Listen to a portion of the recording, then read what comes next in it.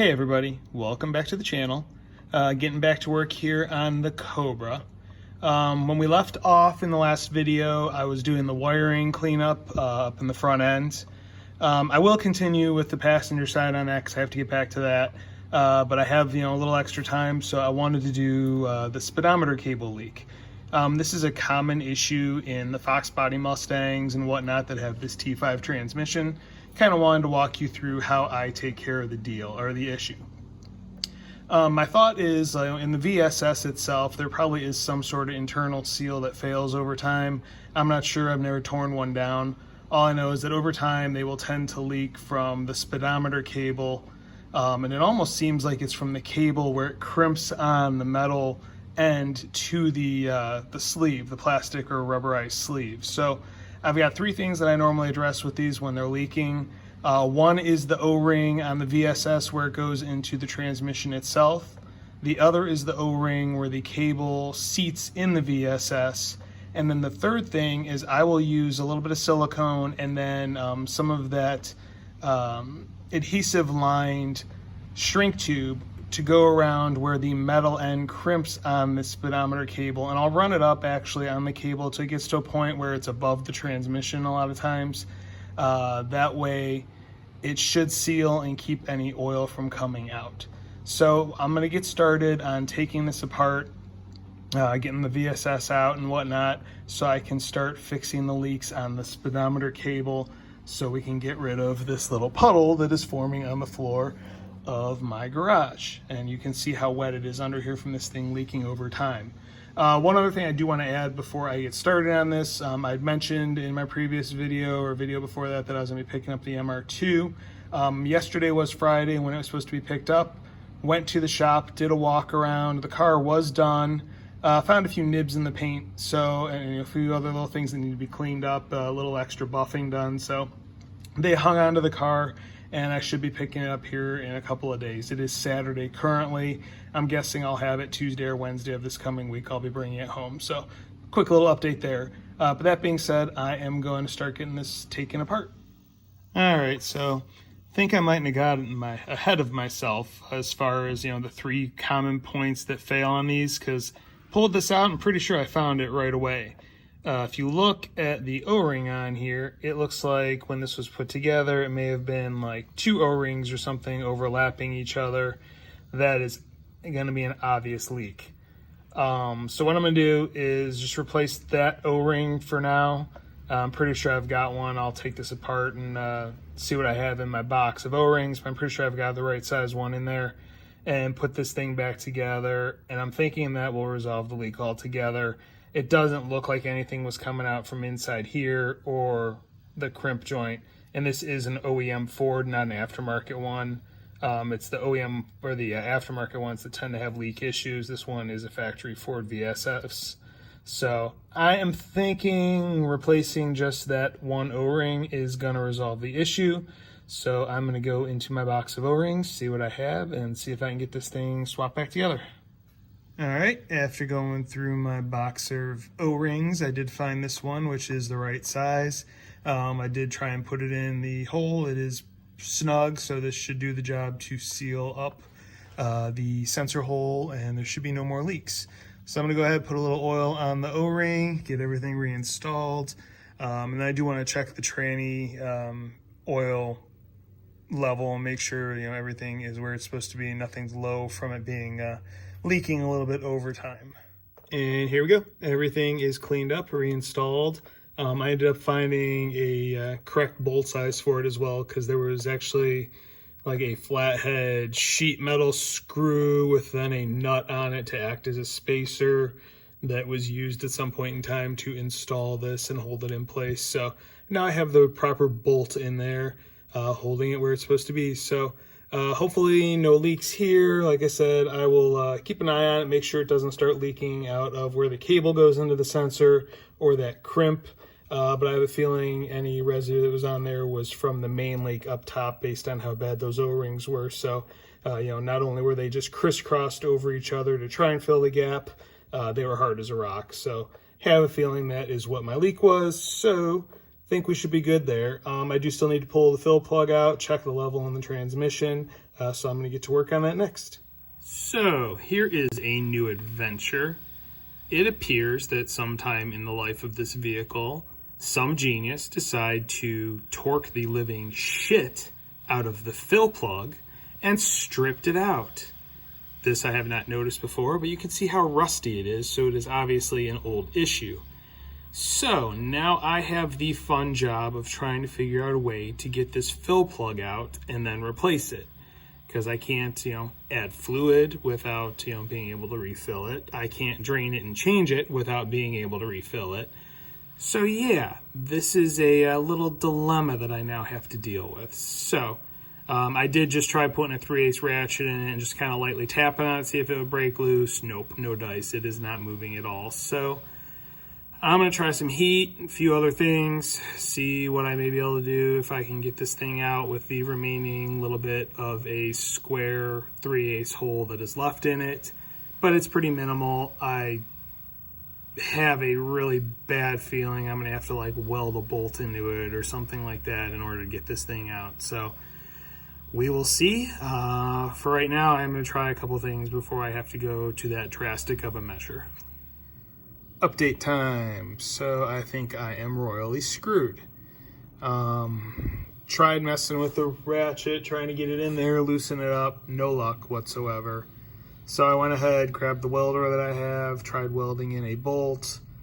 Not working. I welded high temp, low feed speed, just trying to get everything to bite and to melt together. And it's just not meshing. I mean, all I have is like a flux core wire feed MIG, so it's not the strongest welders, and it doesn't seem like it's biting into that drain plug.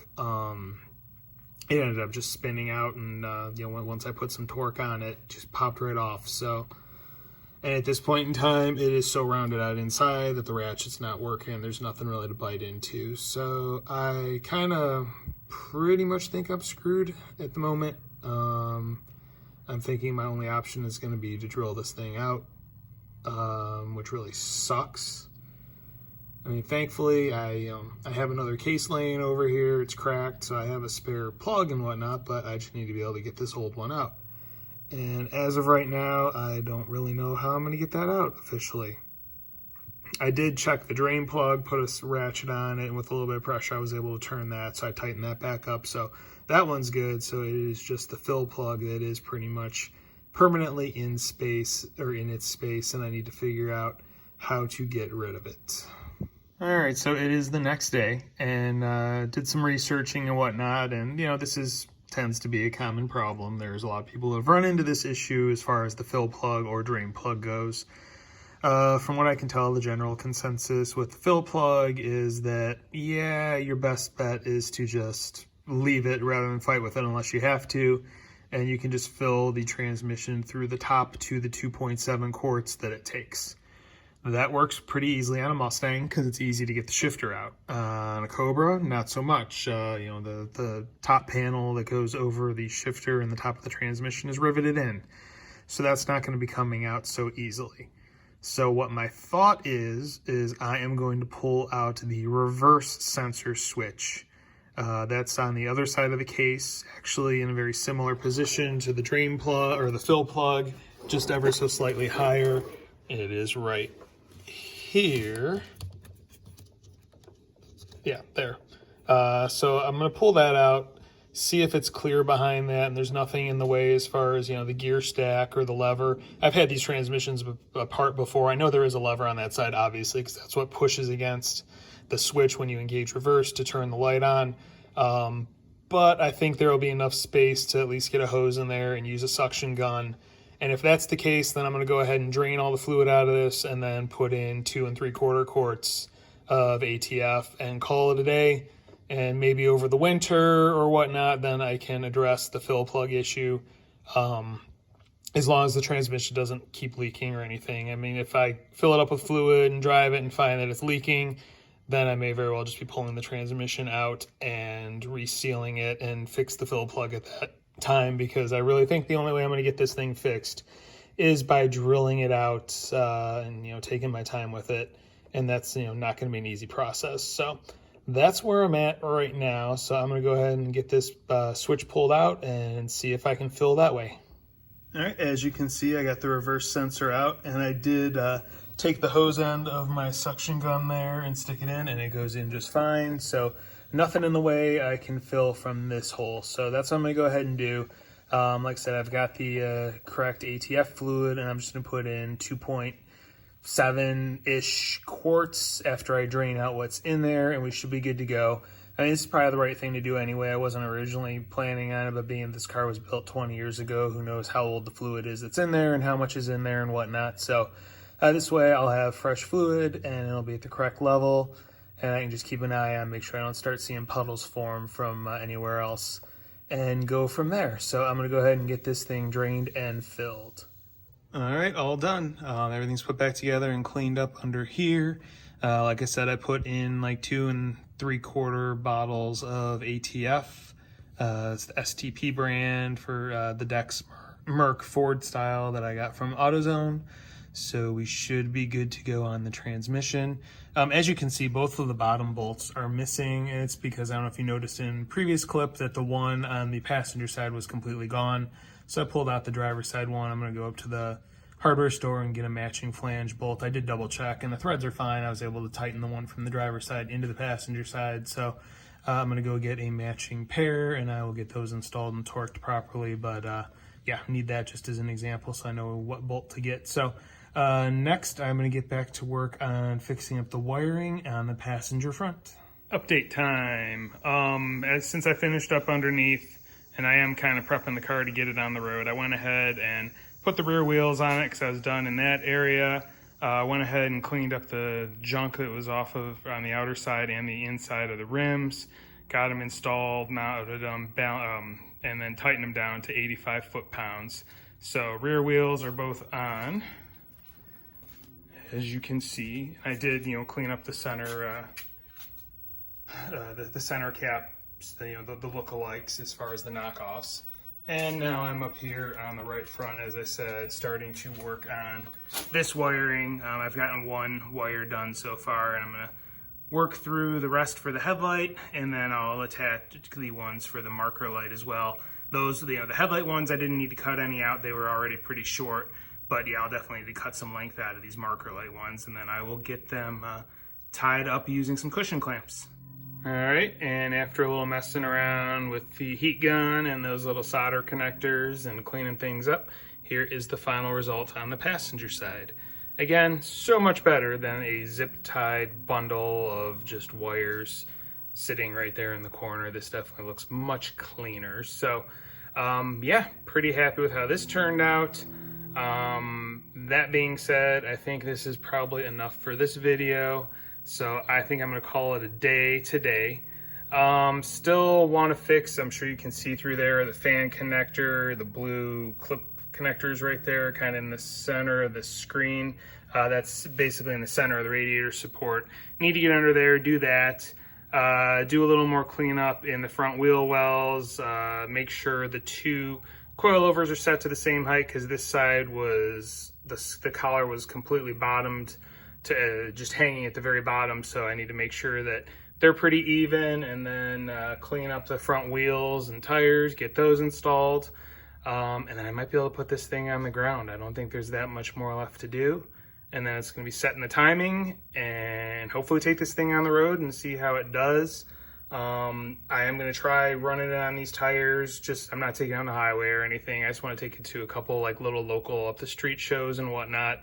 I am going to start shopping though for new tires, because I don't want to drive it much on these things, being how old they are. But like, I mean, they're not super hard. I can jab my fingernail into it and it sinks into the tire. The tire is actually still pretty soft, all things considered.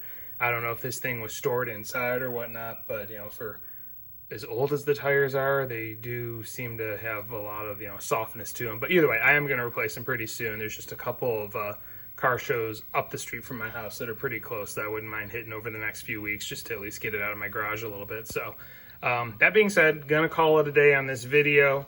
Hope you like what you're seeing. If you do, please please subscribe, please hit the notification bell, because there will be even more coming along on this car. Thank you for watching and have a great day.